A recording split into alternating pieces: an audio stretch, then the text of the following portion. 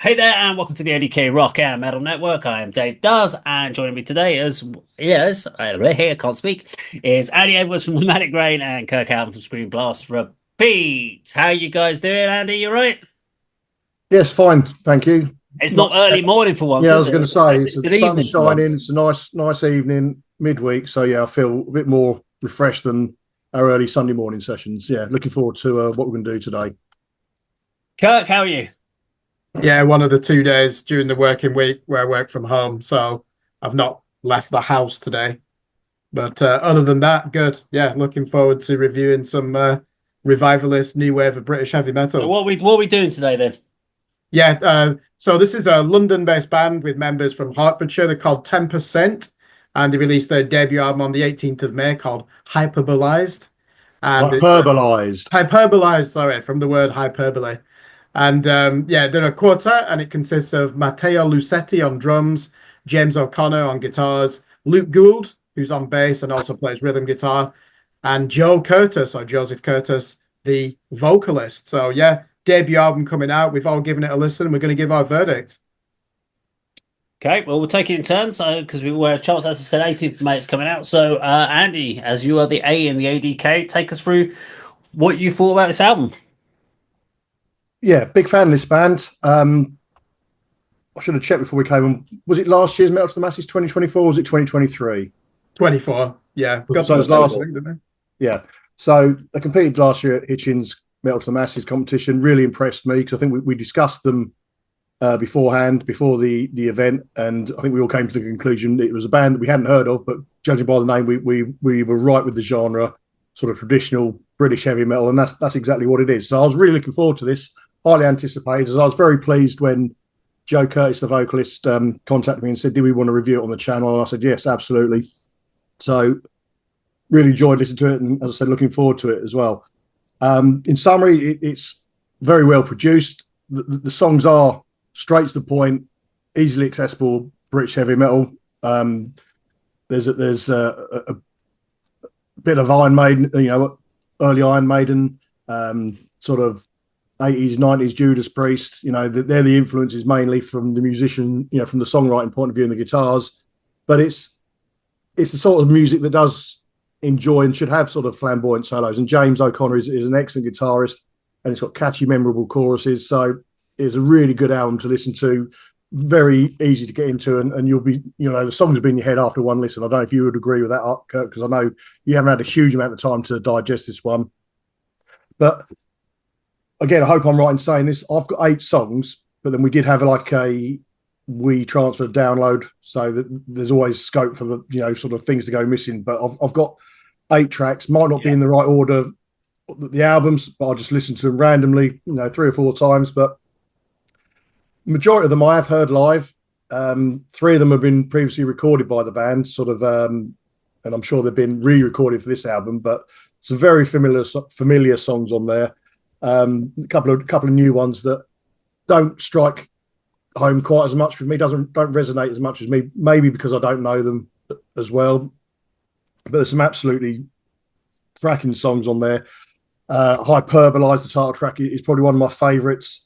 Dead Ringer, of course, which is a live favourite. And I think when I interviewed the band, either before or after their Metal to the Masses sort of debut last year, I asked them the question, what do you think will be like the sort of Tempest Saint anthem, one that will always play? And, resoundingly all agreed that it was Dead Ringer, which is, very fast track, almost thrash tempo. What else can I say? I mean, there's a smattering of Flotsam and Jetsam on Never the End, in my opinion. That's another fast one. Another one of my favourites, Self Vilified. I don't know if you were aware. There's a guest vocalist. Yeah. Did you identify who it was, or do you know who it was by your research or from your knowledge of? It's on the track description as well. So Oh, is it? it is, yeah. All right. Okay. If you look at it, it says contributing artist. I didn't check, but as soon as I heard it, I was like, "Is that Tim Ripper Owens?" And I looked on the thing. Oh yeah, is this okay? That's fine. It certainly is. Yeah. I mean, that was one of the ones that was released in 2024, and as you say, the opening verse, or the open half of each verse is Ripper Owens. and he sounds absolutely amazing. And then sort of Joe sort of does the second half of each verse. It's kind of like sort of dual personality sort of songs, and Mm. many of them do come from the first person perspective, if not all of them. I couldn't really tell you what the subject matter is, but it's, you know, the lyrics are clear and bold. Joe's an absolutely amazing vocalist. I think at the end of last year's Metal Ashes, I sort of stuck my head on the block and said that he was probably my favourite vocalist and frontman. Excellent live, excellent vocalist, really hits the high notes. I mean, some of these are noticeably slower than live versions, Hyperbolized in particular, which is one that I really like hearing live. But really, really good album. It's been a pleasure to review this, you know, and I'll be gladly getting hold of a physical copy, which I hope they do release. But you know, excellent debut, and you know, well anticipated. And I wasn't disappointed with the quality of the recordings and the songs, including the sort of the newer ones I hadn't heard of, which is Riot Pact and From the Ashes Rise. Talking of Riot Pact, there's a couple of examples of those two new songs. Very much reminded me of the Cambridge band called Planet Fatale. I Okay. mean, Riot Pact, I thought the opening riff, surely, you know, completely unintentional, I'm sure, sounds very much like Planet Fatale's Fight Club, but sort of almost 50% tempo. But yeah, really, really enjoyed it. Excellent album. Okay. So for me, this was a tricky one because this is one of the genres of metal that I probably have two albums that would fit in this genre that I own. And they would both be Iron Maiden. That would be basically it. I do not own a Judas Priest album. Never got into Judas Priest in the slightest. It was never a genre. It's a classic British, or the British classic British metal was never anything I was into. I kind of skipped it all at the time. So when the 80s were on and early 90s part, I was a hard rock guy, and then I went straight into thrash. And I went to American thrash, and so I missed all of that.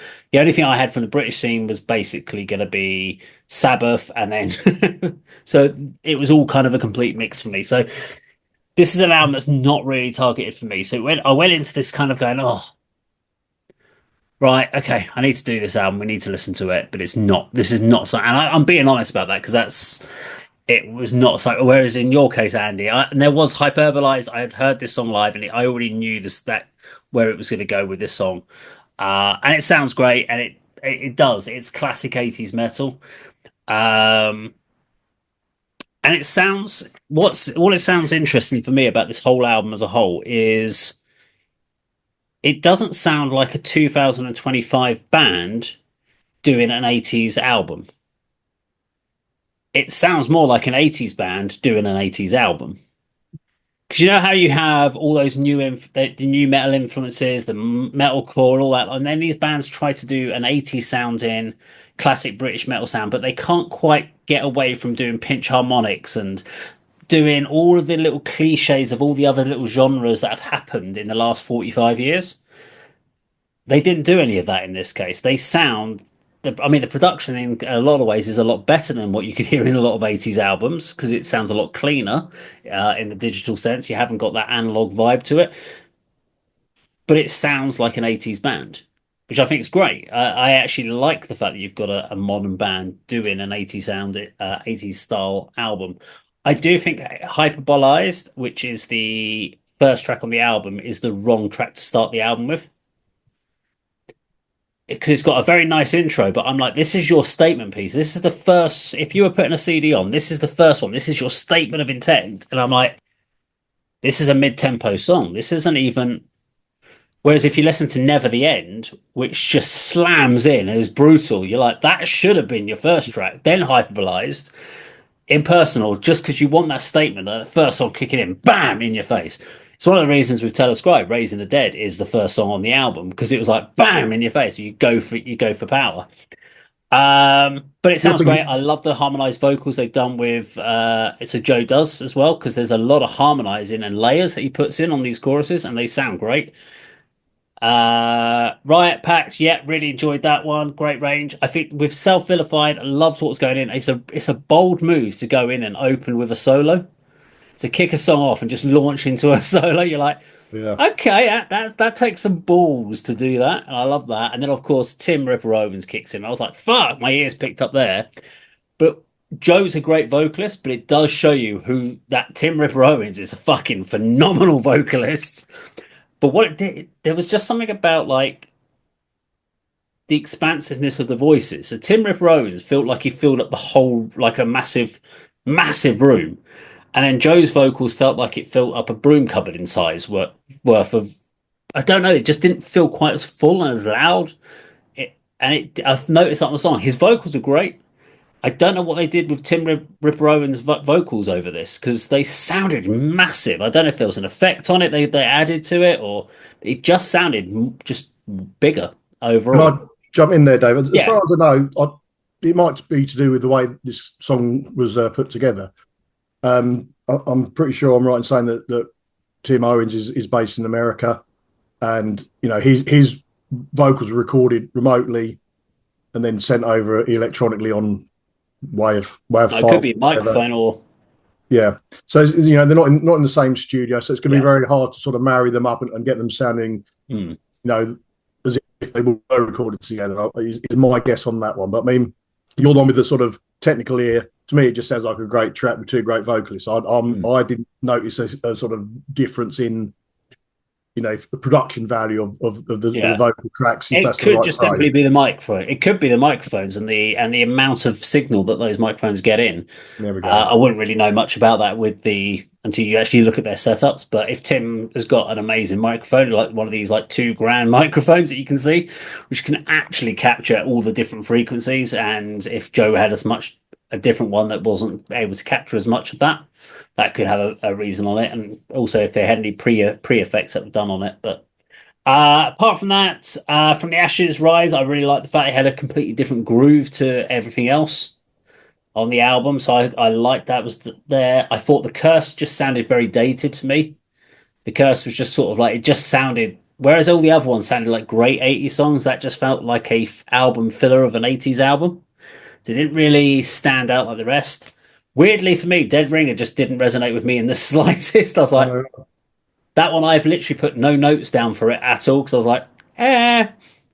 And of course, being an 80s out a quality of album, you've got to have a power ballad in there somewhere. So, and that was always the thing. And if you were talking about hard rock or metal bands, you were like, if you're in the 80s, especially hard rock guys, if you did the cliche of the Bon Jovis or Skid Row or any of these guys, you'd have the thrashy, you'd have the song for the guys and you have the song for the ladies, and that's what they always did. They had these two. You had the ballad, and then you had the big old rock track. That's Beggar's Belief, isn't it? Beggar's Belief. I love Yeah. the intro, and it just goes into this classic power ballad. So I was more interested in how the song started than how the song ended. Let's put it that way. It's a But real sing along one and yeah, all that. Yeah, I like that one. So I it like breaks up the album, doesn't it? it does. They put it at the end, so there you go. Yeah. So yeah, good album overall. Kirk.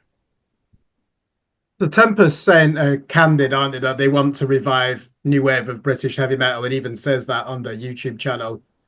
And that means they sound like musicians who stopped listening to music and buying music When after grunge Peace of came out. Mind by Iron Maiden in 1983. Yeah. But I'm going to start at the end with Beggars Believe because let me pick up from there. That's the one song that actually does have something that could almost be from the 90s. It's like the version of The Unforgiven by Metallica, but with deeper vocal phrasings, and they actually use distortion in the chorus. And it's the only song on the album not sizzling along at 200 beats per minute.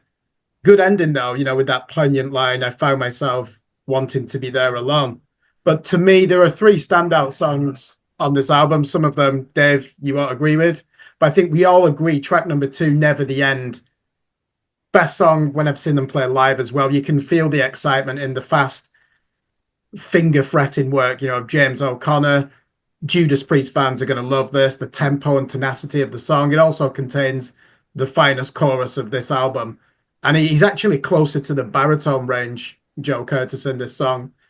And it provides a clever contrast with the verse parts. It's also, as I said, a live favorite.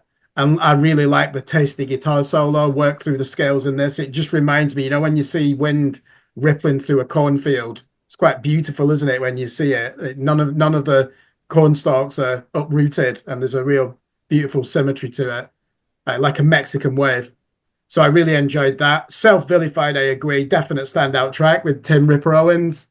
This is how I've described the intro, Dave, because you talked about a solo. A flamboyant flame weave of guitar shredding. It introduces a song, it does, doesn't it? And Tim Owens is in his comfort zone here, and that's a good thing as well. I don't mean that he's not operating at top level. It's just you give him a song like this, he's going to find it easy and going to enjoy it, and his enthusiasm comes through. But music like this reminds me of the cast of any 1980s horror film where the cool kids are all raised on MTV at the crucible of, AC/DC, Iron Maiden, and Van Halen from rock radio. And that includes the rich kids and the bullies, doesn't it? Because remember, in the 80s, it was the most popular genre, wasn't it? Hard rock and heavy metal in the Western world before hip hop came along and rap music. And they really do capture that as well. And, James O'Connor really does make his instrument weep here with some of the finest vibrato techniques you'll hear all year. It's really emotive guitar solo. And I do want to pick up, Dave, on From the Ashes Rise. You said it's got a different groove. It takes its cue from Voodoo Child by Jimi Hendrix, doesn't it? Rocking that E minor scale in the beginning. And the bass player is not afraid to move into the higher reaches of his fretboard. And seldom does he just stick to the root note. So you could listen to it just for that alone and how it diverges from the guitar. Yeah. A bit like listening to Noel Redding, playing with Jimi Hendrix when you listen to the Jimi Hendrix Experience. But you can hear the Dio influence cutting through there. Now, the song I liked, Dave, that you disliked, The Cursed, I liked it because it's like Wasp covering Welcome to Hell by Venom. And Joe really pitches his voice as high as it can go in the verse and lowers it for the chorus. And I think, like with track 2, that's actually the signature sound of this band. And there's a good lyric in there. So don't bow out without something to show. There's a lot of positivity. It's about overcoming adversity and self-belief. I was a bit surprised, though, that they did use overdubs for the guitar solo here. It's one of the few where they do it because the bass is capable of holding the low end together. But the musicianship is superb, isn't it, on this album? And that song, Dead Ring, I kind of understand where you're coming from, where it didn't catch you as much as you were expecting. How rare is it these days to hear a metal band playing in standard tuning? You're so used to 7 and 8 string guitars and that low end. And they're actually playing major chords in distortion, like AC/DC, but with more monstrous amp gain. But if you catch one of those notes wrong in a guitar interval, you've spoiled the whole thing. So not easy to play live. James O'Connor, to me, I look at him, I just think you must be a guitar teacher. He has that technique where he makes it look easy, but you can also see the emotion that he's playing in there. Phenomenal. I really enjoyed watching him live. And anyone out there, if you want guitar lessons, if he is a teacher, go and learn from him. You won't learn any jazz. It'll all be pentatonic rock and blues and traditional heavy metal. But, the standards are so high anyway, aren't they, when you listen to Iron Maiden and Judas Priest? So a great place to start. But yeah, like Number of the Beast, the first quarter of this album really wants to make sure there's no let up in pace or power. And I would say Joe is wise not to reach for the high notes that are beyond his range. He's high on the octave scale, but not in the heavens with Halford, and that's not a bad thing. He knows how far it can go, and he's not operating within limited confines. It's still very expressive, but at least he's not pushing through and trying to reach those notes that are just he's not incapable of reaching. He knows where he needs to be. So that's fantastic. So in summary, 10% are very clear what they want to achieve here. Originality is low down on their list of priorities, but they do create a wonderful sense of excitement for most of this record. The guitar playing is supreme, like when I say you watch your guitar teacher demonstrate technique and emotion.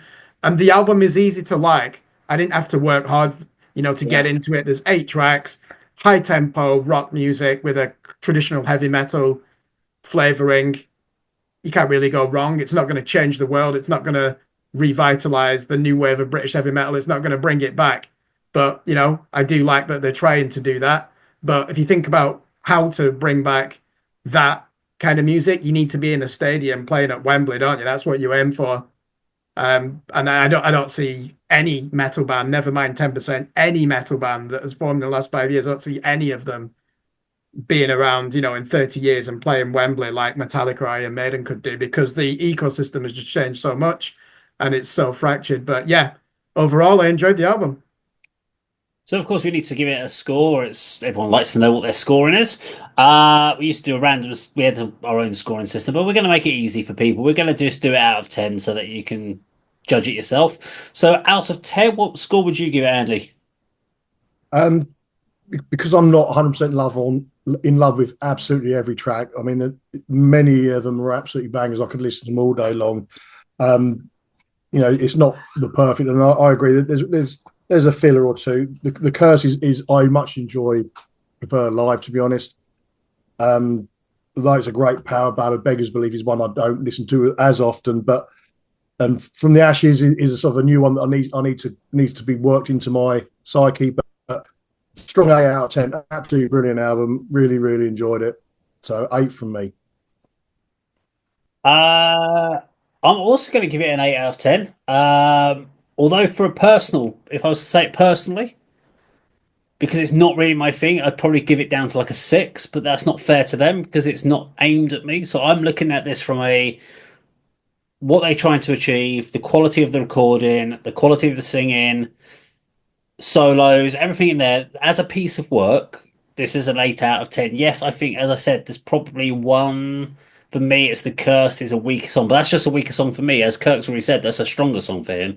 So I can't really sort of judge it on that one. And if I was saying, oh, if you're a death metal fan or black metal fan, this is not going to, you're going to score this a 4, but then it's not aimed at them. So I definitely, yeah, it's an 8 out of 10. There's more they could do with it, definitely. But that's where those other 2 points come from. So 8 out of 10 for me. Kirk. Yeah, it's solid 7 out of 10. I knew it was going to be an album that I would enjoy. It's not going to change my mind. I'm like you, Dave. I don't listen to much traditional heavy metal. I appreciate it, especially its influence on thrash metal. I enjoyed it. I could play this in the background while I'm working. I could put it on my, headphones while I'm on the train going to work and engage with it. Yeah, there's got a lot going for it, and they're a great live band. So I'm not surprised by how strong this album is. Okay, so overall, that's a 7.5 out of 10 for us over on the ADK channel. We hope you enjoyed our review of the album today. Make sure you go out and get it if it's on a physical CD, because purchasing merch and CDs, it does help the band. If they don't release it, do the MP3 downloads, and if they just do it on streaming, go and stream the shit out of it. Thank you very much for watching, and we'll see you on a video sometime very soon. Take care.